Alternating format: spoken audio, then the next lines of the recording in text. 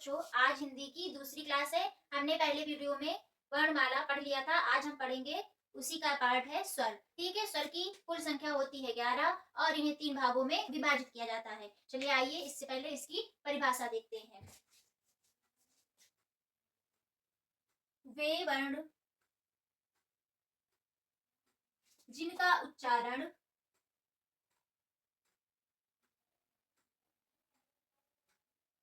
वे वर्ण जिनका उच्चारण स्वतंत्र रूप से होता है, स्वतंत्र रूप से होता है,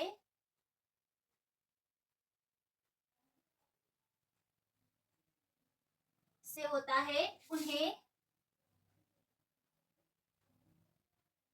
स्वर कहते हैं। उन्हें स्वर कहते हैं। इनकी कुल संख्या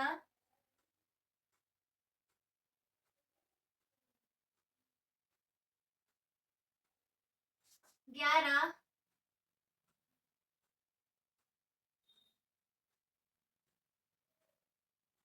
होती है।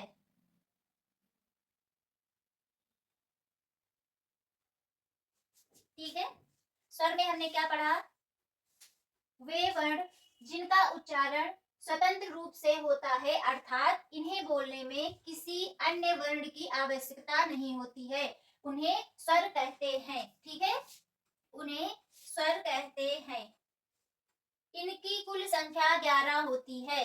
इनकी कुल संख्या 11 होती है और इन्हें 3 भागों में विभाजित किया गया है। चलिए आइए देखें कौन कौन से 3 भाग हैं इसके।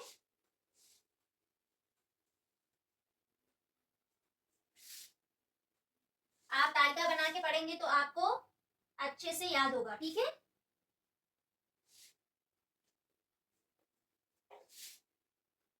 पहला आता है ह्रस्व स्वर। ठीक है, कौन सा आता है? पहला है ह्रस्व स्वर, दीर्घ स्वर। तीसरा है हमारा संयुक्त स्वर, संयुक्त स्वर। ठीक है, चलिए आइए देखते हैं। हमने हिंदी वर्णमाला में पढ़ लिया था वर्णमाला। ठीक है, वर्णमाला का विभाजन पढ़ा था। फर्स्ट है उसका स्वर। स्वर की संख्या कितनी है? 11। ठीक है, इसकी परिभाषा क्या होगी? वे वर्ण जिनका उच्चारण स्वतंत्र रूप से होता है, उन्हें स्वर कहते हैं। अर्थात हमें स्वरों को बोलने के लिए या उनका उच्चारण करने के लिए हमें किसी अन्य वर्ण की आवश्यकता नहीं होती है। इनकी कुल संख्या 11 होती है। कितनी होती है? 11। और इन्हें 3 भागों में विभाजित किया गया है। स्वर को कितने भागों में विभाजित किया गया है? 3 भागों में। पहला है ह्रस्व स्वर, दूसरा है दीर्घ स्वर और तीसरा है संयुक्त स्वर। ठीक है,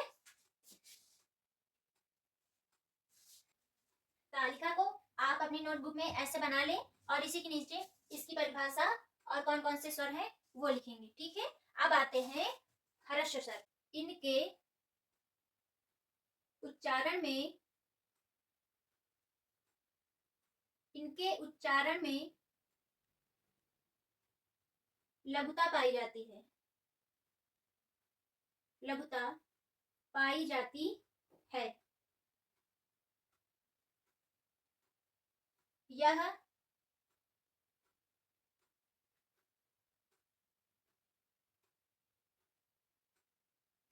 इनके उच्चारण में लघुता पाई जाती है। यह एक मात्रिक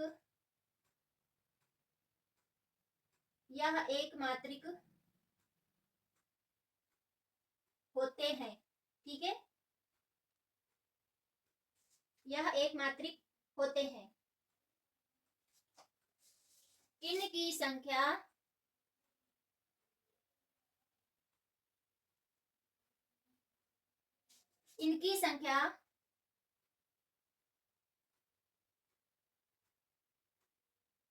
4 होती है।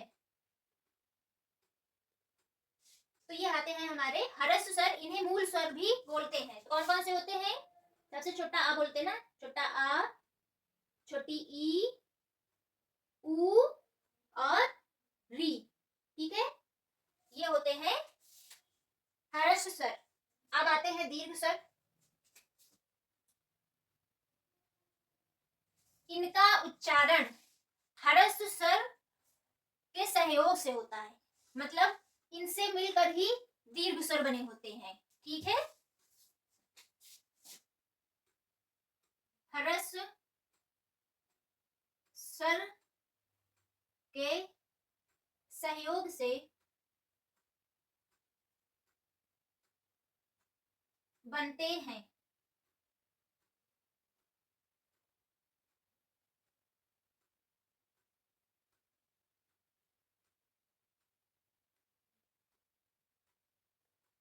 इनके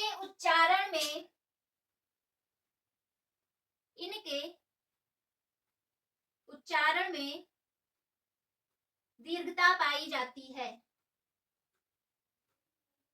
इनके उच्चारण में दीर्घता पाई जाती है। ठीक है, थर्ड पॉइंट क्या है?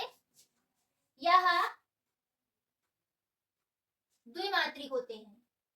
द्विमात्रिक होते हैं।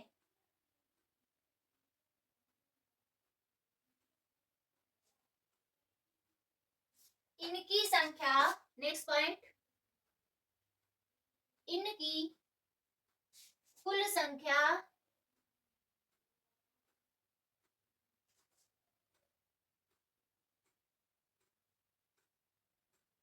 इनकी कुल संख्या 3 होती है। कौन कौन सी? इनकी कुल संख्या 3 होती है। कौन कौन से हैं? देखिए इधर, आपको रटने की जरूरत नहीं। इधर देखिए, ये हो गए थे हमारे ह्रस्व स्वर। छोटा आ यहाँ आ गया, तो बचा क्या इसके आगे? बड़ा आ। ओके, एंड नेक्स्ट छोटी ई यहाँ आ गई, तो यहाँ आएगा बड़ी ई। छोटा ऊ यहाँ पे है, तो इसके आगे आएगा बड़ा ऊ। ठीक है, यही 3 है। संयुक्त स्वर में पहला पॉइंट होगा, ये ह्रस्व स्वर एवं दीर्घ स्वर से मिलकर बनते हैं। ओके, यह ह्रस्व स्वर, यह ह्रस्व स्वर एवं दीर्घ स्वर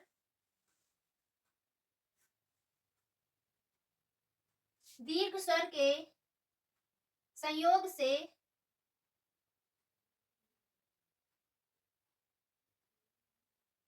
से बनते हैं।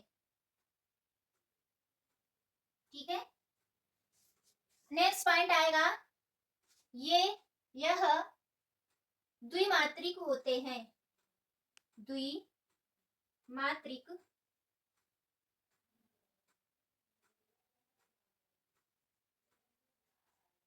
होते हैं।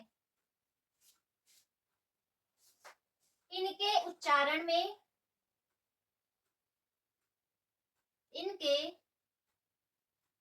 उच्चारण में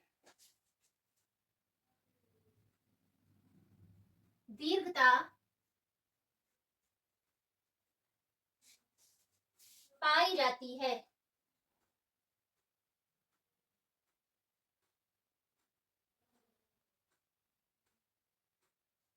इनकी कुल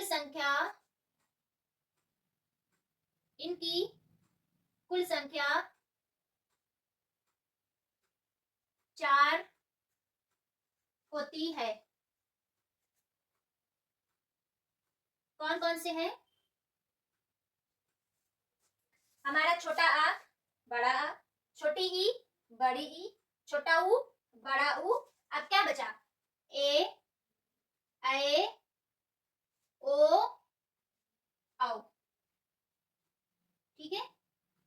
ये संयुक्त स्वर है, तो अब इनको बताना है कि ये कौन कौन से स्वरों से मिलकर बने हुए हैं।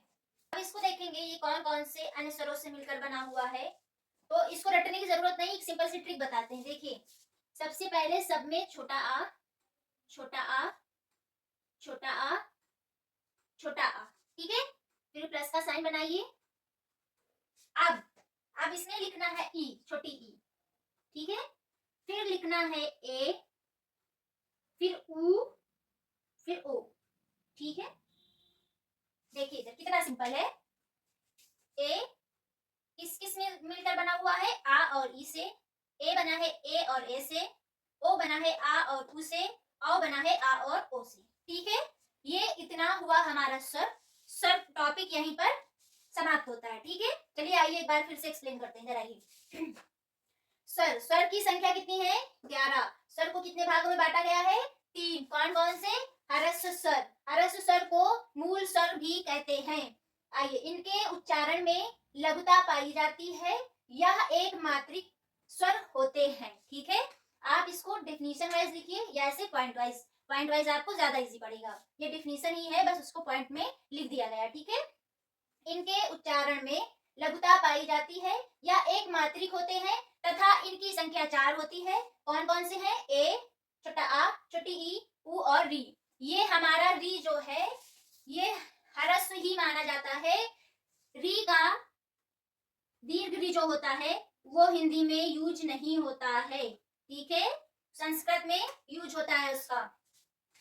और इसके बनाने में देखिए अंतर आपको साफ नजर आ रहा होगा, छोटा री और बड़ा री, ठीक है। आइए अब आते हैं सेकंड हमारा है दीर्घ स्वर, ठीक है। इनकी संख्या कितनी होती है, 3 होती है। कौन कौन से, ह्रस्व स्वर के सहयोग से बनते हैं ये। अब आप पूछोगे ह्रस्व स्वर से कैसे बनते हैं, तो छोटा आ मिलाएंगे तो बड़ा आ बनेगा। छोटी ई प्लस छोटी ई मिलाएंगे तो बड़ी ई बनेगी। छोटा उ प्लस छोटा उ मिलाएंगे तो बड़ा उ बनेगा, ठीक है। इसीलिए इसकी डिफिनेशन की स्टार्टिंग क्या है, ह्रस्व स्वर के सहयोग से बनते हैं, ठीक है। इनके उच्चारण में दीर्घता पाई जाती है। आ बोल रहे हैं ना, थोड़ी सी दीर्घता पाई गई है अपेक्षा ह्रस्व स्वर की, ओके। यह द्विमात्रिक होते हैं। इनकी कुल संख्या 3 होती है, बड़ा आ, बड़ी ई, बड़ा उ, ठीक है। अब आते हैं तीसरे भाग में, संयुक्त स्वर। ये स्वर ह्रस्व स्वर एवं दीर्घ स्वर के संयोग से बनते हैं। संयुक्त स्वर ह्रस्व स्वर और दीर्घ स्वर के संयोग से बनते हैं। आप देख रहे हैं कुछ इसमें ह्रस्व स्वर है और कुछ दीर्घ, ठीक है। तो इसमें से दिखाएंगे, यह द्विमात्रिक होते हैं। इनके उच्चारण में दीर्घता पाई जाती है। इनकी कुल संख्या 4 होती है, ए, ऐ, ओ, औ, ठीक है। छोटा आ प्लस छोटी ई मिलकर बनेगा ए, छोटा आ प्लस ए मिलकर बनेगा ए, ओ बनेगा आ और उ से, ठीक है। और औ बनेगा आ और ओ से। अब हमारा स्वर टॉपिक जो है कंप्लीट हो गया है। नेक्स्ट वीडियो में हम लोग व्यंजन पे आएंगे, ठीक है। तो आप, अगर ये आपकी पहली क्लास है तो आप जाइए यूट्यूब पर मेरे चैनल पे, उसमें इसका फर्स्ट पार्ट पड़ा हुआ है, आप पहले उससे देखिए, देन आप इसको देखिए। फिर अगले मिलते हैं नेक्स्ट वीडियो पे व्यंजन टॉपिक के साथ। Thank you.